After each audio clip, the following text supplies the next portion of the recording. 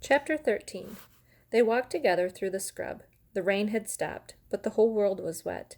The pines and palmettos and the sad clusters of dead orange trees all dripped water. "This is where my mother grew up," Sistine said, swinging her arms wide as she walked. "Right here in Lister. And she said that she always told herself that if she ever made it out of here, she wasn't going to come back. But now she's back because my father had an affair with his secretary, whose name is Bridget, and who can't type, who is a really bad thing for a secretary, which is a really bad thing for a secretary not to be able to do. And my mother left him when she found out. He's coming down here to get me. Soon. Next week, probably. I'm going to live with him. I'm not staying here. That's for sure." Rob felt a familiar loneliness rise up and drape its arm over his shoulder. She wasn't staying. There was no point in wishing. The suitcase needed to stay closed.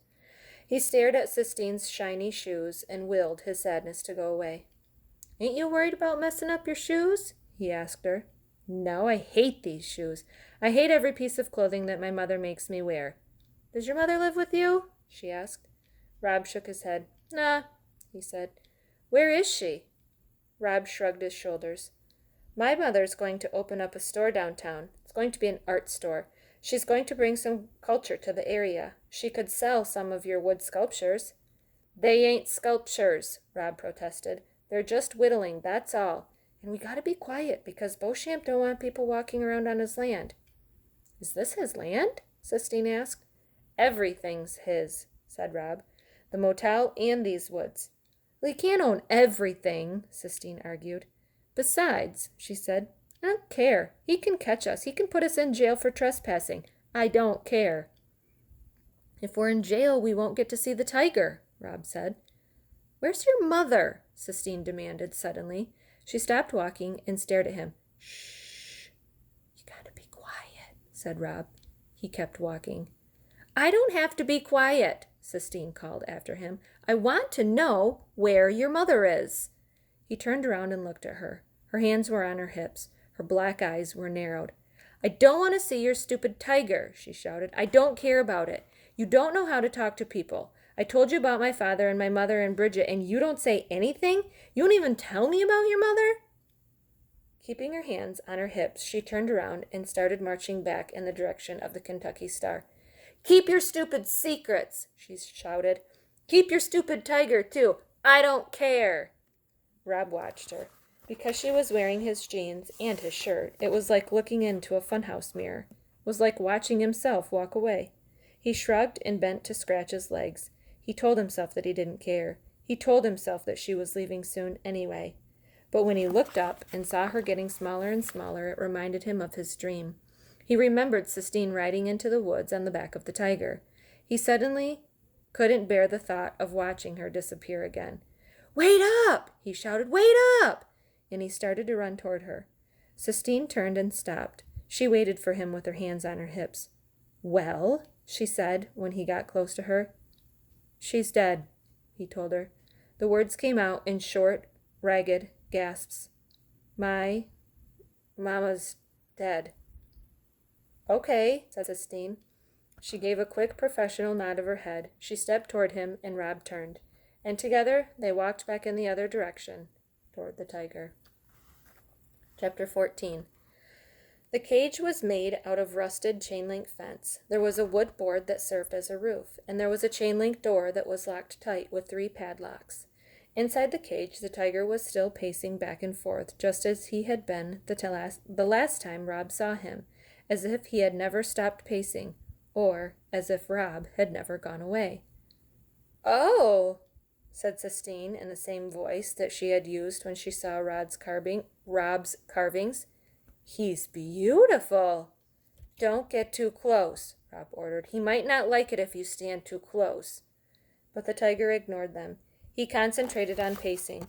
He was so enormous and bright that it was hard to look directly at him. "It's just like the poem says," Sistine breathed. "What?" said Rob. "That poem. The one that goes, 'Tiger, tiger, burning bright, in the forests of the night.' That poem. It's just like that. He burns bright." "Oh," said Rob. He nodded. He liked the fierce and beautiful way the words sounded. Just as he was getting ready to ask Sistine to say them again, she whirled around and faced him. "What's he doing way out here?" she demanded. Rob shrugged. "I don't know," he said. "He's Beauchamp's, I guess." "Beauchamp's what?" said Sistine. "His pet?" "I don't know," said Rob. "I just like looking at him. Maybe Beauchamp does too. Maybe he just likes to come out here and look at him." "That's selfish," said Sistine. Rob shrugged. "This isn't right for the tiger to be in a cage. It's just not right." "Well, we can't do nothing about it," Rob said. "We could let him go," said Sistine. "We could set him free." She put her hands on her hips. It was a gesture that Rob had already come to recognize and be wary of. "We can't," he said. "There's all them locks." "We can saw through them." "Nah," said Rob. The mere thought of letting the tiger go made his legs itch like crazy. "Well, we have to set him free," Sistine said, her voice loud and certain. "Nuh-uh," said Rob. "It ain't our tiger to let go." "But it's our tiger to save," Sistine said fiercely. The tiger stopped pacing. He pricked his ears back and forth, looking somewhere past Sistine and Rob. "Shh," said Rob. The tiger cocked his head. All three of them listened. "It's a car," said Rob. "A car's coming. It's Beauchamp. We gotta go. Come on." He grabbed her hand and pulled her into the woods. She ran with him. She let him hold on to her hand. It was an impossibly small and bony hand, as delicate as the skeleton of a baby bird. They ran together, and Rob felt his heart move inside him, not from fear or exertion, but from something else. It was as if his soul had grown and was pushing everything up higher in his body. It was an oddly familiar feeling, but he couldn't remember what it was called. "Is he behind us?" Sistine asked breathlessly. Rob shrugged. It was hard to move his shoulders up and down and keep hold of Sistine's hand at the same time. Sistine said, "Stop shrugging your shoulders at me. I hate it. I hate the way you shrug all the time." And that made Rob remember Willie May saying that when he shrugged, he looked like a skinny bird trying to fly. It struck him as funny now. He laughed out loud at the thought of it, and without asking him what he was laughing about, without dropping his hand, without stopping, Sistine laughed too. Then Rob remembered the name of the feeling that was pushing up inside him, filling him full to overflowing. It was happiness. That's what it was called. Happiness. Chapter 15. By the time they made it back to the motel parking lot, it was dark outside, and they were both laughing so hard that they could barely walk. "Rob," said his father. He was standing at the door to the room. The blue-gray light from inside seeped out around him. "Yes, sir?" said Rob. He dropped Sistine's hand. He stood up straight. "Where you been?" "Out in the woods." "Did you finish up all them jobs I told you to do?" "Yes, sir," said Rob. "Who you got with you?" his father said, squinting into the darkness. Sistine drew herself up tall. "This is Sistine," said Rob. "Uh-huh," said his father, still squinting. "You live around here?" he asked. "For now," said Sistine. "Your parents know you're out here?" "I was going to call my mother," said Sistine. "There's a payphone down in the laundry room," said Rob's father. "In the laundry room?" Sistine repeated, her voice full of disbelief. She put her hands on her hips. "We don't got a phone in the room," Rob said to her softly. "Good grief," said Sistine. "Well, can I have some change at least?" Rob's father reached into his pants pocket and pulled out a handful of coins.